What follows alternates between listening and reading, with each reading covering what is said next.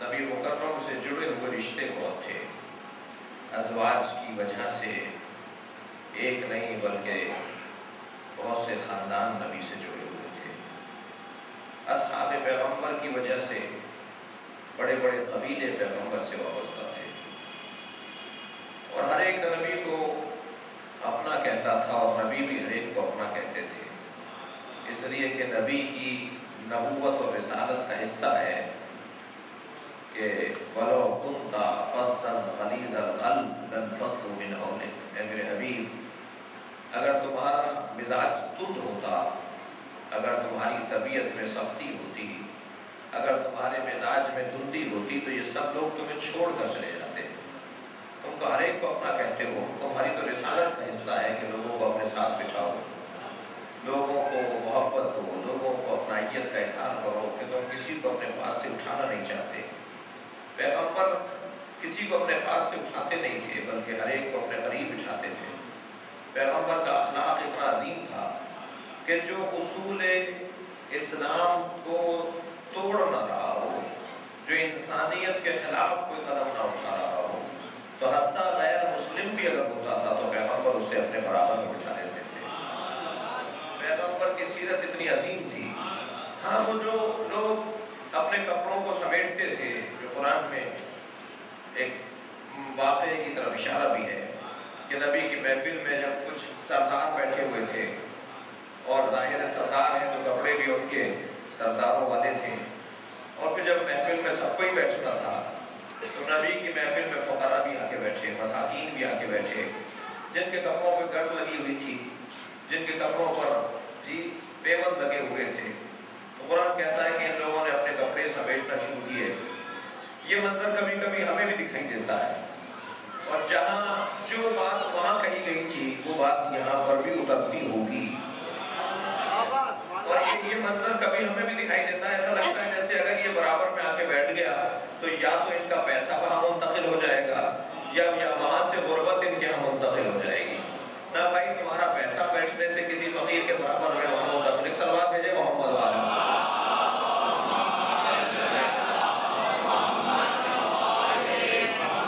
لہٰذا بعض اوقات یہ کیفیت ہمیں بھی دکھائی دیتی ہے، اور آپ نے تو محسوس کیا ہوگا، ہم سب دیکھتے ہیں اپنے معاشرے کے اندر کہ بہت سارے لوگوں کو جب اللہ اپنے رزق سے نوازتا ہے اور رزق میں برکت ہوتی ہے تو وہ بھول جاتے ہیں کہ دینے والا ہم سے کیا چاہتا ہے۔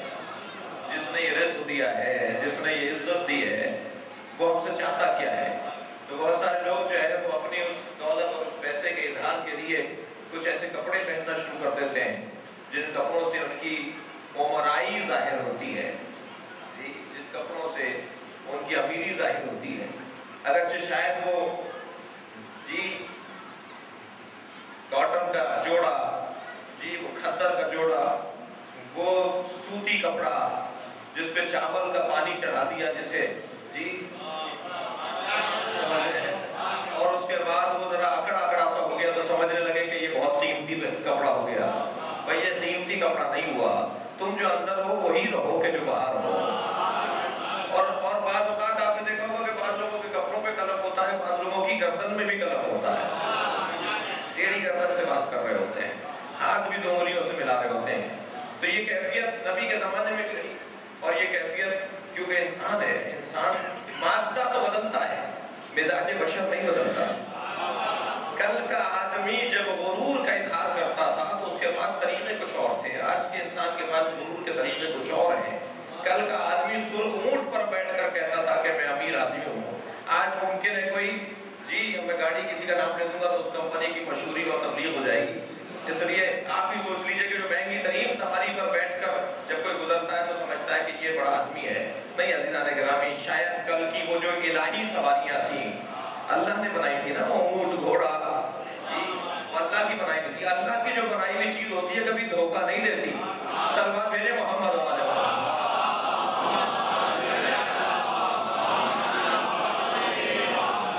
قدرتی چیز قدرتی ہوا کرتی ہے، اور یہ جو ہماری بنائی ہوئی چیزیں، آپ مہنگی سی مہنگی سواری بھی تصور میں لے آئیے، جب تک ہماری گردن جھکا نہیں لیتی ہمیں بیٹھنے بھی نہیں دیتی۔ ذرا دیکھ لیجئے گا، کبھی محسوس کریں گے، گردنیں پہلے مڑواتی ہے، جھکا بٹھاتی ہے پھر یہ اپنی سواری کے اندر سواریاں بیٹھنے دیتی ہیں، اور کل کی سواری پہ جب ہم بیٹھتے تو سینہ چوڑا کر کے بیٹھتے تھے جی، عزت اور آبرو کے ساتھ بیٹھتے تھے۔ بہرحال تو آج بھی ہمیں یہ منظر دکھائی دیتے ہیں، غرور اور تکبر کی علامتیں۔ تو پیغمبر کے ساتھ تو ہر طرح کے لوگ بیٹھتے تھے، پیغمبر ہر ایک کو اپنے قریب آنا دیتے تھے اور ان کے قریب چلے جاتے تھے۔ اور یہ جب رویہ سرکار کا تھا تو سرکار دو جہاں اب چاہتے یہ تھے کہ یہ سیرت باقی رہے، یہ انداز باقی رہے۔ ابھی امت بالغ نہیں ہوئی ہے، جب تک بالغ نہیں ہو جائے گی انہیں باپ کی ضرورت ہے، انہیں ایک ایسے خانوادے کی ضرورت ہے کہ جو خانوادہ ان کی ہدایت اور ان کی سرپرستی کرتا رہے۔ لہذا آپ نے اگر نبوت اور رسالت اور ریاضتوں کے بدلے میں اجرت ان کے کہنے پر مانگی بھی تو حضرت نے فرمایا کہ میرے قربہ سے مودت کرو، اور قربہ سے مودت، اور میں کل کہہ چکا کہ محبت میں فرق ہے۔ مودت جو اس وقت ہو رہی ہے جی، محبت رکھنے والے تو بہت سے ہیں، مودت کرنے والے ہیں کہ جو مجلس کرتے ہیں، ماتم کرتے ہیں، عزاداری کرتے ہیں، اظہار کرتے ہیں۔ اور جب اظہار کسی چیز، جب ہماری زندگیوں میں اظہار محبت یعنی مودت، توجہ چاہوں گا، اظہار محبت یعنی مودت جب ہماری زندگیوں کا حصہ ہو جائے، ایک سلوات بھیجے ذرا محمد والا،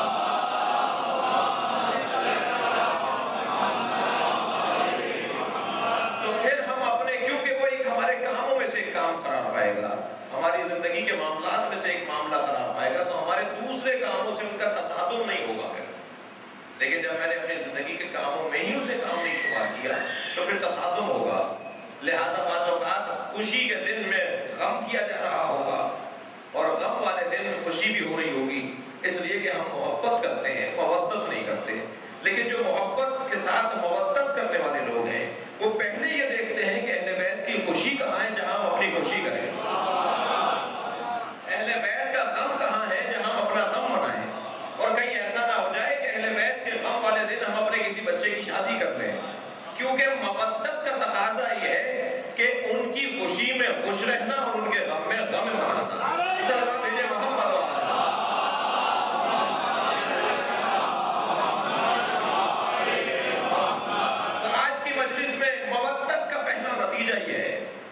کہ ہمارا اپنا کچھ نہیں رہتا، پھر جو کچھ ہوتا ہے وہ ان کا ہو جاتا ہے جن سے مودت ہوتی ہے۔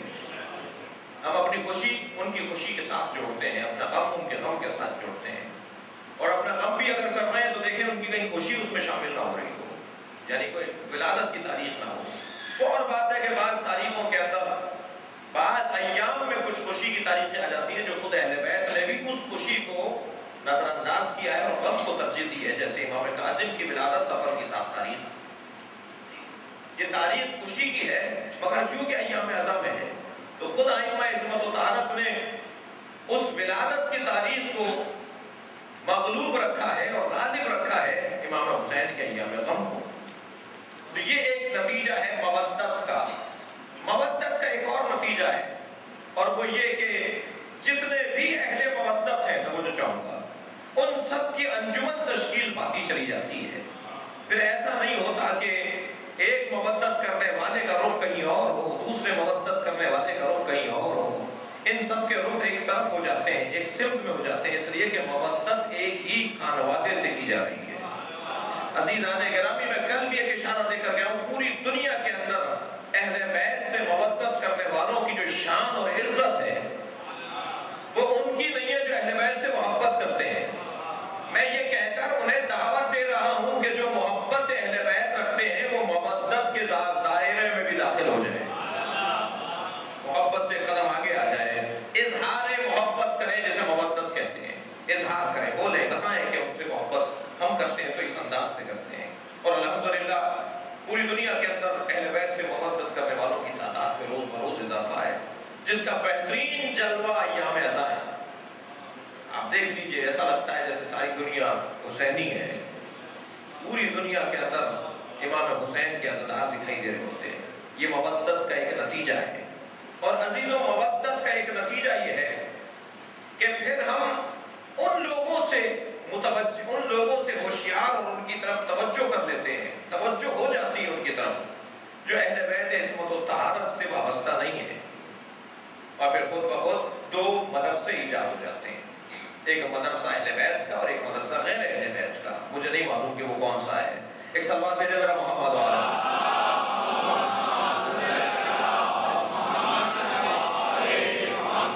یہ بہت سارے فائدے ہیں، اگر ایک ہم ترتیب دینے لگے، مودت کے طویل فائدے اور پھر مودت کے کچھ نقصانات بھی ہیں۔ توجہ چاہوں گا، مودت کا پہلا نقصان یہ ہے، معصوم فرماتے ہیں کہ جو ہماری محبت اپنے دل میں رکھتا ہے، جو ہم سے اظہار محبت کرنا چاہتا ہے، فَلْيَسْتَعِدْ مِنَ الْفَقْرِ جَلْبَابًا، وہ فقر کے لباس کو اوڑھنے کے لیے تیار ہو جائے۔ اب فقر پیسے کی کمی کو نہیں کہا جائے گا، فقر مطلق ہے، اگرچہ ناظر ہے پیسے کی طرف، اگرچہ تبادر ہے پیسے کی طرف، دولت کی طرف، لیکن یہ فقر سے مراد، ناداری سے مراد دولت کی ناداری نہیں ہے، مطلقاً ناداری ہو سکتی ہے، لوگ اچھوت سمجھیں گے، لوگ کرائے پہ مکان نہیں دیں گے۔ توجہ ہے نا کہ بھائی اگر اسے دے دیا تو یہ مجلس سے کرے گا۔ یہ مودت کے نقصانات میں سے میں بھی عرض کر رہا ہوں کہ ہمیں طے کرنا ہے کہ نقصان جسے دنیا کہتی ہے ہم اسی کو تو سب سے بڑا فائدہ بولتے ہیں۔ سلوات بھیجے ذرا محمد والے۔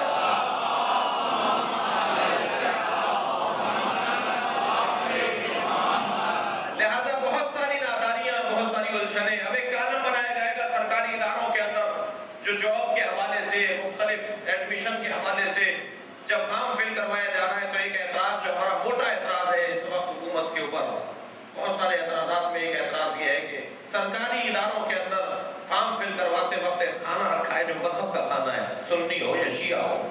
سوال یہ ہے کہ جب یہ پاکستان مسلمانوں کا ہے تو تمہیں یہ پوچھنے کی کیا ضرورت ہے کہ سنی ہو یا شیعہ ہو؟ اور مجھے اس بات کا جواب دیا جائے جو سنی لکھ دے اپنے آپ کو، کیا اس کو ویسے ہی حقوق ملیں گے؟ جو شیعہ لکھ دے کیا اسی کو ویسے ہی حقوق ملیں گے جیسے سنی لکھنے والوں کو ملیں گے؟ اگر آپ کے پاس اتنی عدالت ہے، توجہ چاہوں گا، اگر آپ کے پاس اتنی منصف مزاجی ہے کہ آپ شیعہ کو بھی ویسے ہی حق دیں گے جیسے سنی کو دیتے ہیں تو آپ لکھوا لیجئے، ورنہ شاید آپ فہرستیں مرتب کر رہے ہو کہ اس ملک میں کتنے شیعہ رہتے ہیں اور کتنے سنی رہتے ہیں، اور پھر شیعوں کے ساتھ کیا مسائل ہوں گے، کیا مشکلات ہوں گی، وہ پھر وہ جانے کہ جس نے کھانے کے اندر لکھ دیا۔ یا شاید ایک نتیجہ یہ نکلے کہ لوگ گھبرا کر یا کسی بھی مصلحت کا شکار ہو کر اپنے مذہب کو تبدیل کر دیں اور کہہ دیں کہ نہیں صاحب میں یہ نہیں، میں وہ ہوں جی، لیکن وہ بات چھپنے والی نہیں ہوتی، وہ بات کہیں ٹک کر دینے سے رکنے والی نہیں ہوتی۔ سوال تو آپ پر ہے کہ آپ نے خانہ کیوں رکھا ہے۔ یہ بھی ایک محرومیوں میں سے، نقصانات میں سے ایک نقصان ہے جو پاکستان کے اداروں کے اندر ایسا ہے، جو ہم مختلف مرحلوں پر احتجاجی انداز سے مختلف اداروں تک یہ بات پہنچا چکے ہیں، بڑے بڑے اجتماعات میں بھی کہہ چکے ہیں، 9 محرم کی اس سال کی مجلس میں بھی یہ بات میں نے اٹھائی تھی۔ لہٰذا آپ ذرا محسوس کریں کہ اہل بیت سے مودت کے نقصانات بھی ہیں۔ فقر، مولا فرما رہے ہیں، مولا نہیں فرما رہے ہیں، تمہیں فقر کا لباس پہننا پڑے گا، پریشانیوں کا لباس پہننا پڑے گا، الجھنوں کا سامنا ہوگا۔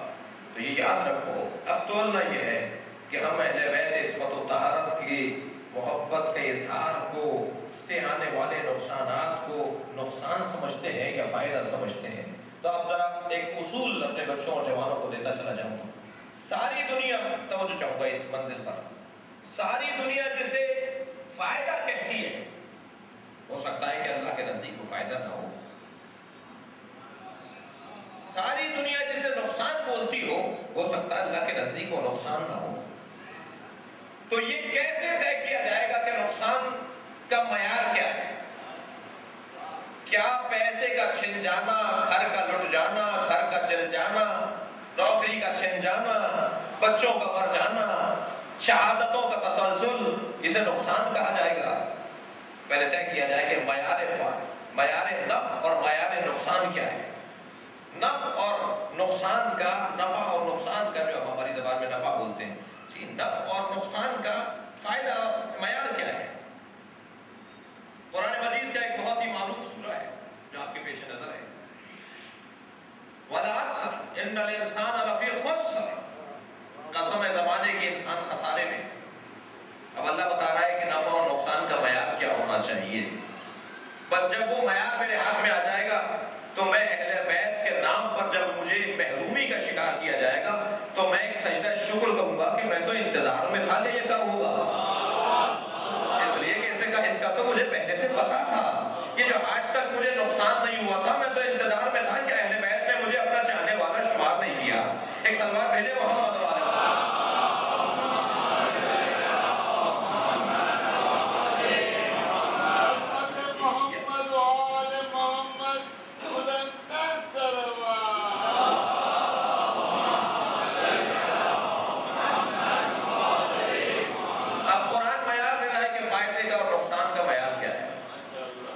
اللہ کہہ رہا ہے سب نقصان میں والعصر ان الانسان انسان کہہ کے جنس کا ذکر کر دیا.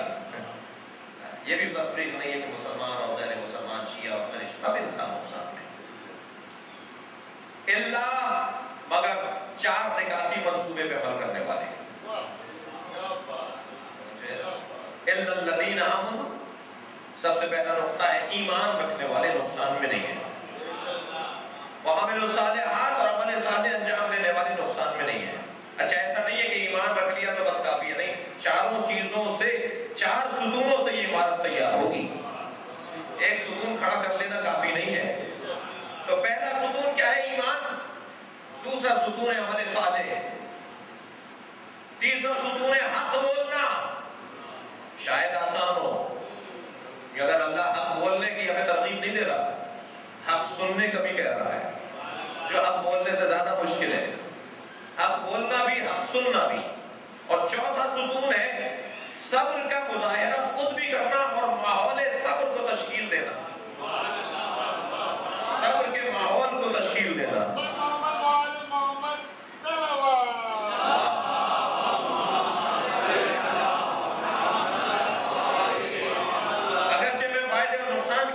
میں لے کے آگے بڑھنا چاہ رہا ہوں لیکن یہاں میں ایک استفادہ چاہ رہا ہوں کہ پورے ماحول کو صبر کا ماحول تشکیل دینا یہ ایک مومن کی علامت ہے، ایک فائدے میں رہنے والے انسان کی علامت ہے.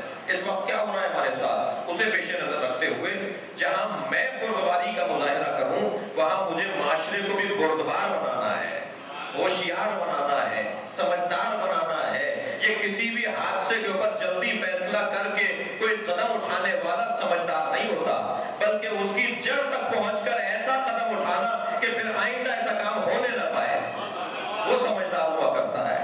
تو ہمیں اپنے ملک کے حالات کے اوپر سمجھداری کا مظاہرہ کرنا ہے، جلد بازی کا مظاہرہ نہیں کرنا. جلدی فیصلے نہیں کرنے ہیں. جیسا کیا جا رہا ہے ایسا کرنا نہیں ہے. وہ تو یہی چاہتے ہیں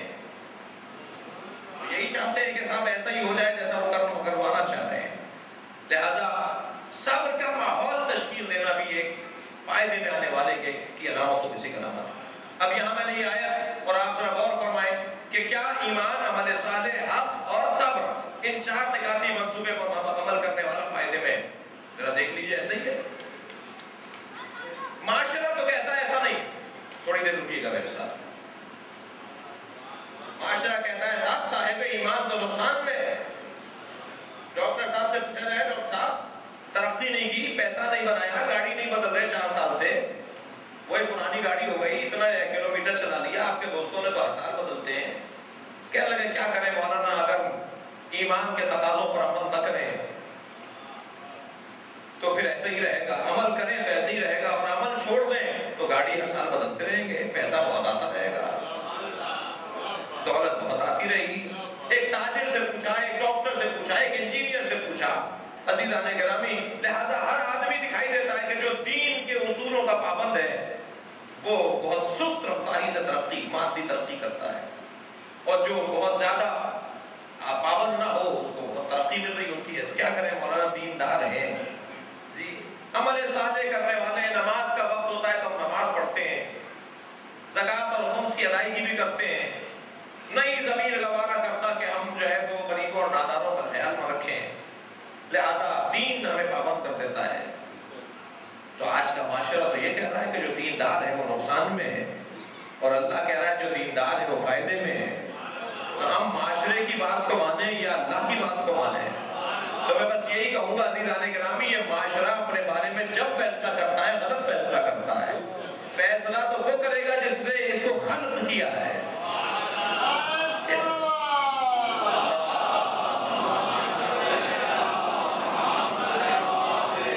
میں جلدی نتیجہ دے رہا ہوں ایک مثال کے ذریعے۔ ساری دنیا جس ابو طالب پہ ایمان پر شک کرتی ہے، اللہ کہتا ہے ابو طالب نے نہیں پالا، میں نے پالا ہے۔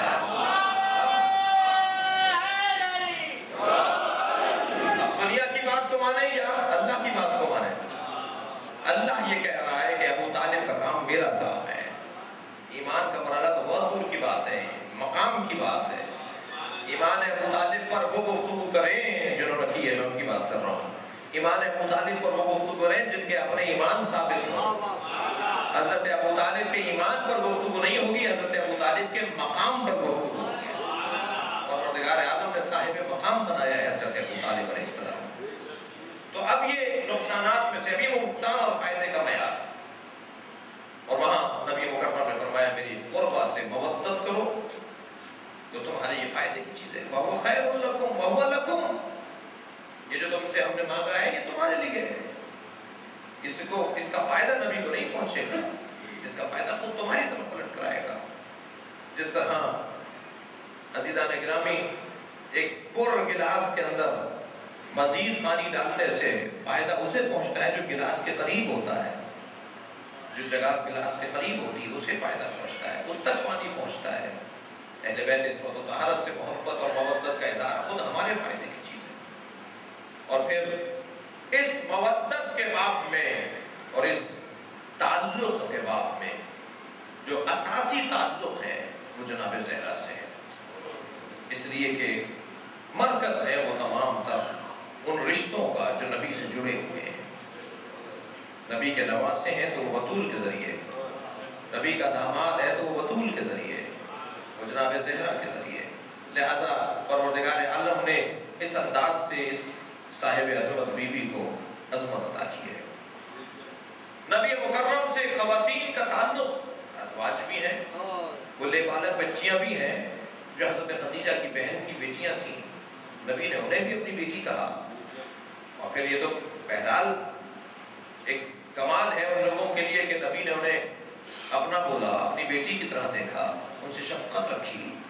لیکن عزیزان گرامی نبی کی بیٹی ہونے کے حوالے سے میں اس الجھن میں نہ ہوں نہ ڈالوں گا، صرف اتنا کہتا ہوں آگے بڑھوں کہ نبی عادل ہیں، نبی معصوم ہیں، اور عصمت کا تقاضا اور عدالت کا تقاضا یہ ہے کہ بچوں کے ساتھ ایک جیسا رویہ رہے۔ اگر نبی کا ایک بیٹی سے رویہ علیحدہ ہے اور 3 بیٹیوں سے علیحدہ ہے تو یا یہ مانا جائے کہ وہ بیٹیاں نہیں تھیں، اور یہ کہنا کہ وہ معصوم نہیں ہے یہ نبی سے توہین ہوگی۔ نبی معصوم ہے تو نبی کی عصمت اور عدالت کا اقرار اس صورت میں ہوگا کہ ماننا پڑے گا وہ 3 بیٹیاں کچھ اور ہیں، یہ فاطمہ زہرا کچھ اور ہے۔ سلوات بھیجے محمد آباد۔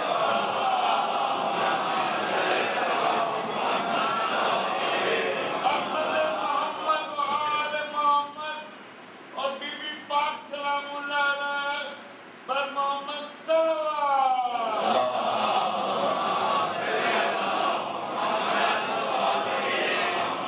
اور وہ عظمت عطا کی ہے جو پروردگار عالم نے کسی کو نہیں عطا کی۔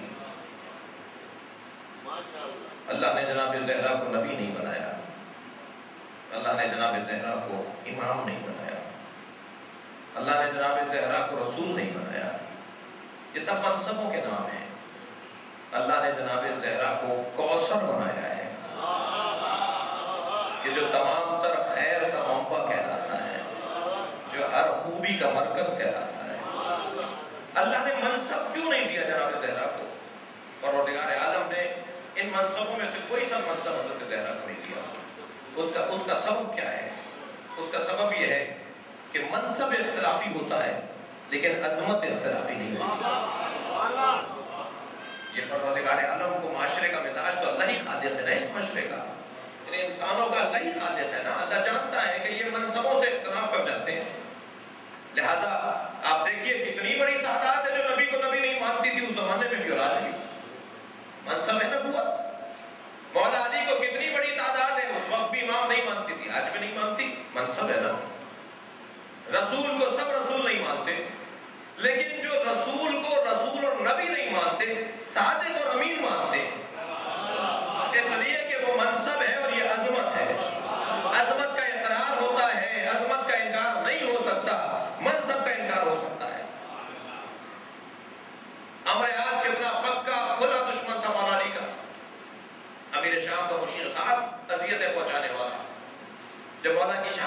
ابن عباس سے ملاقات ہوئی تو ابن عباس نے پوچھا کہ اب تو علی کی شہادت ہو گئی، اب تمہاری ریشہ دوانیاں، اب علی سے دشمنیاں ختم ہوئی یا نہیں؟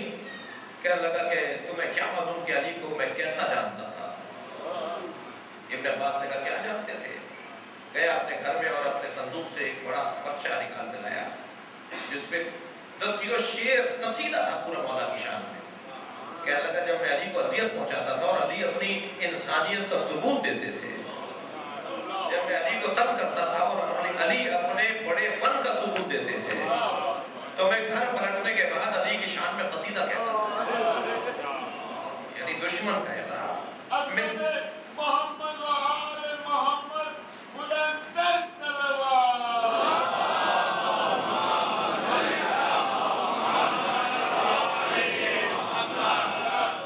کہتا ہے کہ میں یہ قصیدہ اس وقت لکھا ہے کہ جب علی کو اذیتیں پہنچائیں۔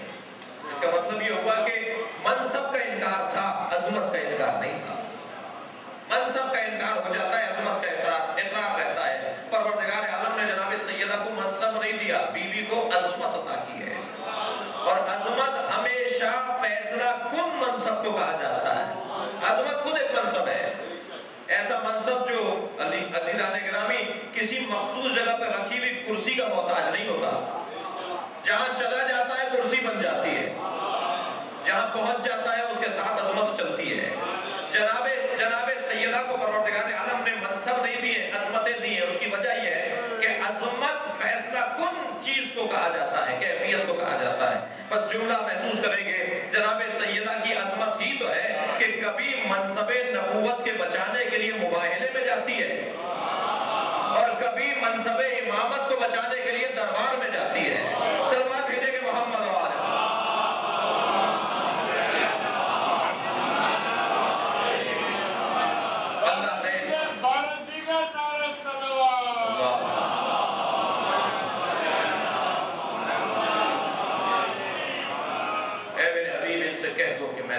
اپنی قربہ سے مودت چاہتا ہوں، قربہ سے مودت، بیوی سے مودت، بیوی سے اظہار محبت، اور جتنے بھی رشتے جناب زہرا سے وابستہ ہیں، امام حسن، امام حسین، مولا کائنات، اولاد زہرا، ان سب سے مودت، ان سب سے تعلق۔ عزیزو، ایام فاطمیہ ہیں، آپ اور ہم سب ان ایام میں پرسہ اور گریے کے لیے بھی آمادہ ہیں۔